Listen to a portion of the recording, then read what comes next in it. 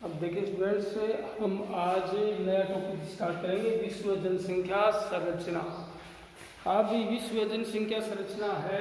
अब इसमें इस पाठ में जो भी अध्ययन किया जाता है उसमें आयु वर्ग यानी विश्व के किन किन देशों में जो आयु वर्ग बना रखे हैं उन आयु वर्ग के हिसाब से कितनी जनसंख्या निवास करती है।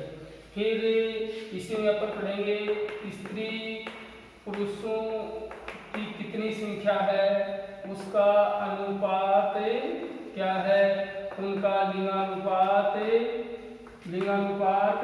क्या है, ये सब बातें हैं, ये आ जाएंगी जनसंख्या संरचना में।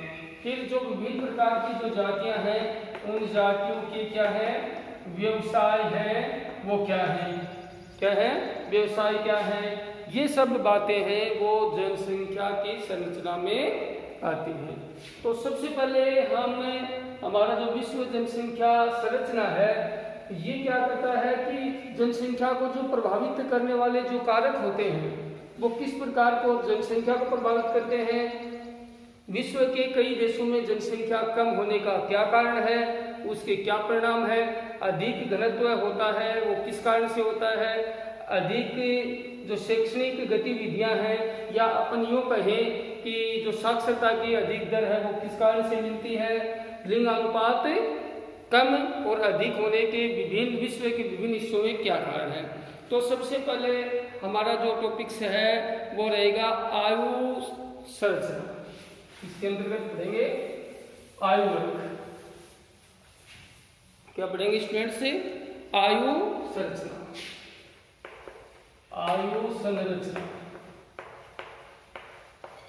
अब देखिए आयु संरचना यानी मनुष्य जन्म से लेकर और मृत्यु पर्यंत उसको विभिन्न आयु वर्गों में बांट रखा है। हमारी जो जनसंख्या के आंकड़े हैं उसको विभिन्न आयु वर्ग में विभाजित कर रखा है। तो विभिन्न मनुष्य की जो विभिन्न अवस्थाएं हैं उम्र है उनको क्या है विभाजित कर रखा है। तो सबसे पहले इसकी परिभाषा है आयु संरचना किसे कहते हैं। तो जनसंख्या के अनुसार मनुष्य प्राणी को विभिन्न उम्र में विभाजित करना ही क्या कहलाता है आयु संरचना कहलाती है। और इस आयु संरचना के अंतर्गत 3 वर्ग दे दीजिए। आयु संरचना के वर्ग क्या दीजिए आयु संरचना के वर्ग। तो सबसे पहला जो वर्ग है वो है बाल आयु वर्ग। क्या जाएगा बाल आयु वर्ग। और दूसरा जो वर्ग है वो है वयस्क आयु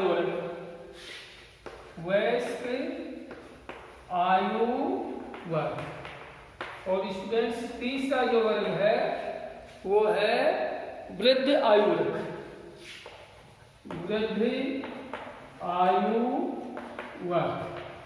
ये क्या है आयु संरचना के में 3 वर्ग है।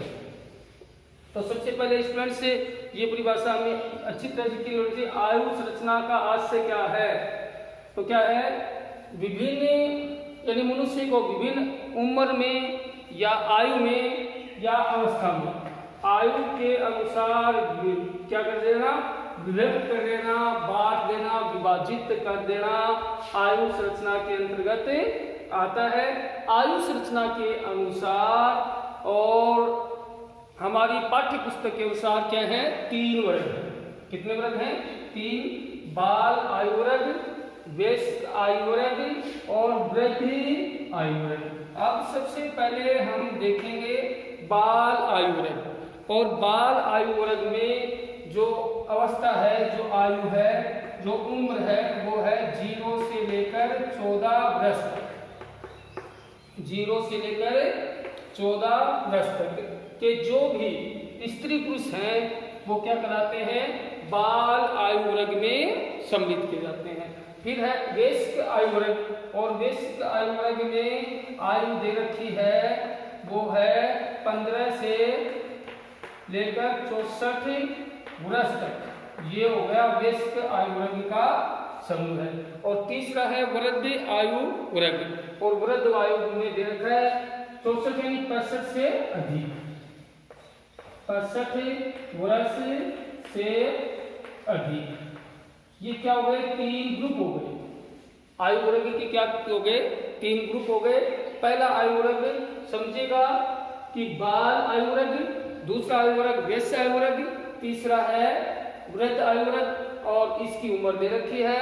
बाल आयु वर्ग है वो उसके हिसाब से देखते हैं। तो जो विकसित देश हैं, एक तो होते हैं स्टूडेंट विकासशील देश और एक होते हैं विकसित देश। तो विकसित जो भी देश हैं उनमें प्रतिशत के हिसाब से अधिक मिलेगा, यानी अधिक जो भी विश्व के विकसित देश हैं उनमें बाल आयु वर्ग के जो बच्चे हैं वो क्या मिलेंगे, अधिक मिलेंगे। और ये है, ये अपन देखेंगे विकासशील देश, विकासशील देश, और इसका अलग अलग रेशियो, विकसित देशों का और विकासशील देशों का अलग अलग रेशियो है। और उसमें दे रखा है विकसित देशों में तो ये प्रतिशत मिलेगा 16%, और इसमें मिलेगा ये कितना प्रतिशत, 29%। कौन सा, बाल आयु वर्ग का जो हिस्सा है वो मिलेगा। फिर इसी क्रम में हम पढ़ेंगे वयस्क आयु वर्ग, जिसकी उम्र 15 से लेकर 64 वर्ष है, और इसका विश्व के संदर्भ में देखेंगे तो औसत है, विश्व का औसत एवरेज है वो दे रखा है 66%। कितना प्रतिशत, 66%। और इसी क्रम में अपन क्या करेंगे, थर्ड देखेंगे, तीसरा देखेंगे। और तीसरे में क्या दे रखा है कि विश्व की 8% जनसंख्या है वो वृद्ध आयु वर्ग में सम्मिलित की जाती है। तो स्टूडेंट्स, अगर परीक्षा में प्रश्न आ जाता है आयु संरचना किसे कहते हैं, तो सीधा अर्थ हो जाएगा कि मनुष्य की आयु के अनुसार उनको विभिन्न वर्गों में विभाजित करना ही आयु वर्ग कहलाता है। विश्व जनसंख्या के संदर्भ में 3 आयु वर्ग दिए गए हैं। पहला आ जाएगा बाल आयु वर्ग, दूसरा आ जाएगा वयस्क आयु वर्ग, और तीसरा आ जाएगा वृद्ध आयु वर्ग। बाल आयु वर्ग में उम्र दे रखी है, आयु दे रखी है 0 से 14 वर्ष। 0 से यानी बच्चा जन्म लेने से 14 वर्ष तक इस वर्ग में गिना जाता है। और विकसित जो देश है उसमें ये जो रेशा है वो 16% मिलता है, और विकासशील देशों में ये मिलेगा 29%। इसके पश्चात स्टूडेंट्स हम देखेंगे वयस्क आयु वर्ग, यानी इसमें स्त्री पुरुषों की उम्र 15 से लेकर 64 वर्ष के मध्य होनी चाहिए। और विश्व का औसत अपन पढ़ेंगे, विश्व का औसत जो जनसंख्या मिलेगी वो 86% जनसंख्या इस समूह में मिलेगी। और थर्ड आता है वृद्ध आयु वर्ग समूह है, इसमें 65 वर्ष से अधिक स्त्री पुरुषों की गणना की जाती है। और विश्व के संदर्भ में देखते हैं तो जनसंख्या 8% के समथिंग में निवास करती है। अब यहाँ पर ये देखने की बात यह है कि जो विकसित देश हैं और विकासशील देश हैं, विकसित देश है और विकासशील देश है, वो जनसंख्या का जो प्रेशर है, जनसंख्या का जो दबाव है, जनसंख्या की जो बढ़ोतरी है, उसमें अंतर देखने को मिलता है। और वो अंतर अपन कहेंगे कि उसमें कई प्रकार करेंगे, जैसे शिक्षा काम करेगा, मेडिकल जो भी सुविधाएं हैं वो काम करेगी, उनका रहन सहन विधि है, उनकी जीवन शैली है, ये सब चीजें हैं, उनका स्टैंडर्ड विकसित देशों में विकासशील देशों की बजाय ज्यादा देखने को मिलता है। हम तुलना करें, जैसे भारत की तुलना करें और अमेरिका देश की तुलना करें, तो ये जो रेशा है, इनका जो शिक्षा पद्धति है, इनका शिक्षा स्वास्थ्य है, इनका रहन सहन है, और अन्य प्रकार की जो सुविधाएं हैं, प्रति व्यक्ति क्या है, आय है, वो क्या मिलेगी, अधिक मिलेगी। ये है विकासशील और विकसित देशों में अंतर। ये तो बात और किसकी होगी, आयु संरचना में। इसी क्रम में हम अगला इसी लेसन का अगला जो बिंदु लेते हैं तो वो स्टूडेंट्स क्या है, वो है लिंगानुपात। अगला जो बिंदु है वो है लिंगानुपात। देखिए लिंग जोड़ अनुपात, और सीधी परिभाषा आ जा सकती है, कभी कभी परीक्षा में पूछ जाता है कि लिंगानुपात किसे कहते हैं। तो लिंगानुपात को समझने के लिए हमें सीधा आंकड़ा है कि प्रति 1000 पुरुषों के पीछे गणना करते हैं, जनगणना होती है और 1000 पुरुषों का रेशा निकाला जाता है, उसमें पीछे स्त्रियों की संख्या, किसकी संख्या, स्त्रियों की संख्या है, वो क्या होती है, वहां का लिंगानुपात होता है। क्या होता है, लिंगानुपात होता है कि प्रति वह 1000 पुरुषों के पीछे स्त्रियों की संख्या किसको प्रदर्शित करती है, लिंगानुपात की। तो स्टूडेंट्स घबराने की आवश्यकता नहीं है। लिंगानुपात की अगर शॉर्ट और स्वीट परिभाषा पूछ लेता है तो प्रति 1000 पुरुषों के पीछे महिलाओं की संख्या किसको प्रदर्शित करती है, लिंगानुपात को प्रदर्शित करती है। तो लिंगानुपात का सूत्र दे रखा है, क्या दे रखा है, सूत्र। तो सूत्र कई बार पूछ लिया जाता है, इंपॉर्टेंट भी है ये, कि पुरुषों की जनसंख्या किसी क्षेत्र में, पुरुषों की जनसंख्या किसी एक्यूरेट क्षेत्र की लगा सकते हैं, बटा क्या है, स्त्रियों की जनसंख्या और मल्टीप्लाई कर देंगे इसको 1000 से, वो क्या निकल जाएगा हमारा, क्या हो जाएगा, वो आ जाएगा लिंगानुपात आ जाएगा। क्या आ जाएगा, लिंगानुपात आ जाएगा। अब देखिएगा कई बार कई अपन उदाहरण लगाएंगे, विश्व के संदर्भ में उदाहरण लगा लेंगे कि विश्व का लिंगानुपात क्या है, भारत का लिंगानुपात क्या है, राजस्थान का लिंगानुपात क्या है, अपन राजस्थान के जिस जिले में निवास करते हैं उस जिले का लिंगानुपात क्या है, उस जिले की तहसील में अपन निवास करते हैं उस तहसील का लिंगानुपात क्या है। तो कहने का तात्पर्य होगा कि देश का अगर लिंगानुपात निकालना है, विश्व का लिंगानुपात निकालना है, तो पुरुषों की कुल जो पुरुष हैं उनकी गणना करके और स्त्रियों की कुल संख्या का भाग दे देंगे और उसको क्या कर देंगे, 1000 से गुणा कर देंगे, वो क्या निकल आएगा, लिंगानुपात आ जाएगा। अब हमारे पास कुछ आंकड़े हैं जो हमारी बुक में दिए हुए हैं 2000। वैसे तो देखिए ये क्या प्रश्न है, लेटेस्ट प्रश्न है जो है। अब देखेंगे अपन ने 2-4 जो लिंगानुपात के जो आंकड़े हैं वो 2000 जनगणना 2015 के अनुसार जो हमारी बुक में प्रकाशित आंकड़े हैं उसमें एशिया महाद्वीप का दिया हुआ है, एशिया का क्या दिया हुआ है, लिंगानुपात, एशिया का लिंगानुपात दिया हुआ है और एशिया महाद्वीप का लिंगानुपात है 964। कितना है, 964।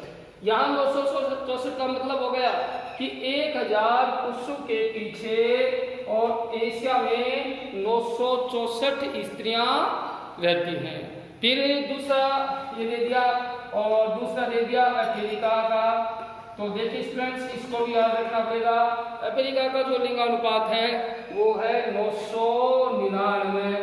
कितना है, 999। और यूरोप का दे रखा है, तीसरा है यूरोप महाद्वीप का। तो यूरोप में जो लिंगानुपात मिलेगा वो है 1035। क्या मिलेगा, 1035।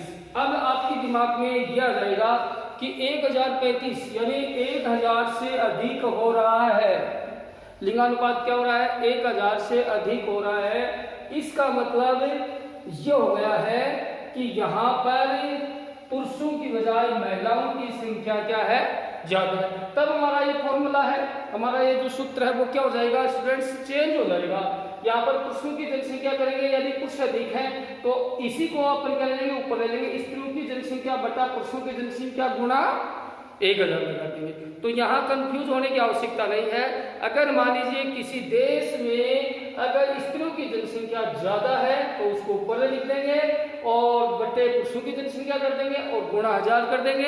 अगर पुरुष ज्यादा है तो पुरुष को पहले लिख देंगे और भारत के संदर्भ में लगाएंगे, क्योंकि भारत तो हमें विदित ही है कि भारत पुरुष प्रधान यहाँ समाज है, तो पुरुषों की जनसंख्या ज्यादा है और महिलाओं की जनसंख्या क्या है, कम है। ये हो गया हमारा लिंगानुपात का बिंदु।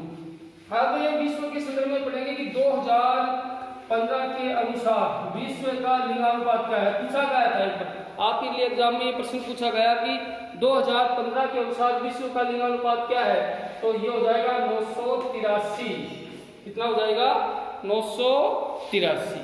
ये हो गया लिंगानुपात। अब लिंगानुपात को विश्व के संदर्भ में जो आधार पेश किए हैं, यानी लिंग के अनुसार, लिंगानुपात के अनुसार विश्व को विभिन्न क्षेत्रों में बांट दिया गया है, वर्गीकरण कर दिया गया है। और इसमें पढ़ेंगे अपन लिंगानुपात की भिन्नता के वर्गीकरण। लिंगानुपात आपने समझ लिया, लिंगानुपात क्या हो गया। इसके पश्चात इसका जो वर्गीकरण है वो दे रखा है, वो देखिएगा। पहला है लिंगानुपात की भिन्नता के आधार पर लिंगानुपात की भिन्नता के आधार पर वर्गीकरण, यानी विश्व में सभी जगह लिंगानुपात एक समान नहीं है, भिन्नता मिलती है। और वो भिन्नता मिलेगी एक तो अत्यधिक स्त्री अधिकता वाले क्षेत्र। पहला आ जाएगा अत्यधिक स्त्री, अत्यधिक जहां पर क्या है अधिक स्त्रियां मिलती है, अधिकता वाले देश। क्या गया? अत्यधिक स्त्री अधिकता वाले देश आ गया। फिर है स्त्री अधिकता वाले देश। तीसरा आ जाएगा, पहला है अत्यधिक स्त्री अधिकता वाले देश, दूसरा है स्त्री अधिकता वाले देश, और तीसरा है पुरुष अधिकता वाले देश। और चौथा इसी क्रम में आ जाएगा अत्यधिक पुरुष अधिकता वाले देश। ये हो गया। पहला है अत्यधिक स्त्री अधिकता वाले देश और दूसरा है स्त्री अधिकता वाले देश। इसमें देखिएगा एक एक दो दो तीन तीन उदाहरण याद रखने पड़ेंगे। इसमें आ जाएगा पश्चिमी विरोध, पश्चिमी विरोध, विरोध महाद्वीप का पश्चिमी हिस्सा है वो अत्यधिक आता है। कनाडा और अमेरिका, और अमेरिका भी पूरा नहीं है, दक्षिणी अमेरिका रहेगा। क्या रहेगा? दक्षिणी अमेरिका है जहां पर अत्यधिक स्त्रियों का अनुपात मिलता है। स्टूडेंट्स तीन याद कर लेना उदाहरण के तौर पर, पश्चिमी यूरोप, कनाडा और दक्षिणी अमेरिका। इसके पश्चात पुरुष अधिकता वाले आ जाएंगे और इसमें क्या होता है लिंगानुपात है। यहाँ का जो लिंगानुपात मिलेगा 1050 से अधिक, क्या मिलेगा? 1050 से अधिक लिंगानुपात मिलेगा। फिर इसके पश्चात दूसरा दे रखा है स्त्री अधिकता वाले देश, और स्त्री अधिकता वाले देश में आ जाएगा 1000। अब ये देखिएगा स्टूडेंट्स 1000, ये तो है 1050 वाले देश, और ये आ जाएगा 1050 से लेकर 1050 से लेकर 1000 तक लिंगानुपात मिलेगा। और तीसरा दे रखा है वो है 1000 से लेकर 950 तक, 1000 से लेकर 950 तक, और अत्यधिक में 950 से कम लिंगानुपात अनुपात वाले देश इसमें सम्मिलित किए जाते हैं। तो ये चार क्या हो गए। इसमें अपन देख लेंगे कि अत्यधिक स्त्री अधिकता वाले देश जहां का लिंगानुपात 1050 से अधिक मिलेगा, इसमें आप उदाहरण के तौर पर आपको बता दिया गया है क्या हो जाएगा, दक्षिणी अमेरिका जाएगा, क्या जाएगा, दक्षिणी अमेरिका जाएगा। 2 2 3 3 ये उदाहरण है वो याद कनाडा है, क्या जाएगा, कनाडा है, और अफ्रीका महाद्वीप के कुछ अंश है। स्त्री अधिकता वाले देश में जहां का लिंगानुपात 1050 से लेकर 1000 तक आ जाएगा लिंगानुपात, वो क्या हो जाएंगे, स्त्री अधिकता वाले देश आ जाएंगे। और स्त्री अधिकता वाले देशों में अपन उदाहरण लगा लेंगे यूक्रेन, किसके लगा लेंगे, यूक्रेन का उदाहरण लगा सकते हैं, उत्तरी अमेरिका का उदाहरण लगा सकते हैं। ये सब हैं जहां का लिंगानुपात 1050 से लेकर यानी 1000 से लेकर 1050 तक मिलता है। फिर पुरुष अधिकता वाले देशों में लिंगानुपात 1000 से लेकर 950 तक आ जाता है। और अत्यधिक पुरुष अधिकता वाले देश जहां का लिंगानुपात 950 से भी कम है। अब यहाँ देखने की बात है, विश्व के संदर्भ में इसको 2 भागों में डिवाइडेशन कर दिया गया है। पहला जो है विकसित देश और विकासशील देश, विकसित देश और विकासशील देश। तो जनसंख्या के हिसाब से जो विकसित देश है उसका जो जीवन प्रत्याशा कहेंगे या जीवन शैली कहेंगे या रहने का जो ढंग है वो कहीं विकासशील देशों से बेहतर बनता है। तो स्टूडेंट्स आज की इसी क्लास में हमने जाना लिंगानुपात किसे कहते हैं। तो 1000 पुरुषों के पीछे रहने वाली या निवास करने वाली स्त्रियों को क्या कहते हैं, लिंगानुपात कहते हैं। उसका सूत्र याद कर लिया। और विश्व को लिंगानुपात भिन्नता के हिसाब से, भिन्नता की दृष्टि से 4 वर्गों में विभाजित कर दिया है। पहला जो वर्ग है वो हमने ये पढ़ा है, अत्यधिक स्त्री अधिकता वाले देश जहां का लिंगानुपात 1050 से अधिक मिलेगा। स्त्री अधिकता वाले देशों में लिंगानुपात 1050 से लेकर 1000 तक मिलेगा। और पुरुष अधिकता वाले देश में 1000 से लेकर 950 तक मिलेगा। और अत्यधिक पुरुष अधिकता वाले देश में लिंगानुपात 950 से भी कम मिलेगा। तो ये हो गया हमारी आयु संरचना, जो हमारी क्या हो गया आज के जो 2 ही टॉपिक है जनसंख्या संरचना में हमने 2 ही टॉपिक क्लियर किए हैं। पहला टॉपिक हमारा क्लियर होगा आयु संरचना, और दूसरा टॉपिक है वो क्या क्लियर हुआ, लिंगानुपात।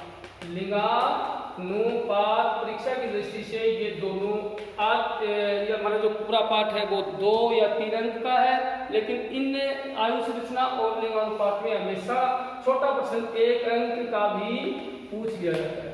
तो अगला जो टॉपिक है वो हमें अगले क्लास में पूरा करेंगे। धन्यवाद स्टूडेंट्स।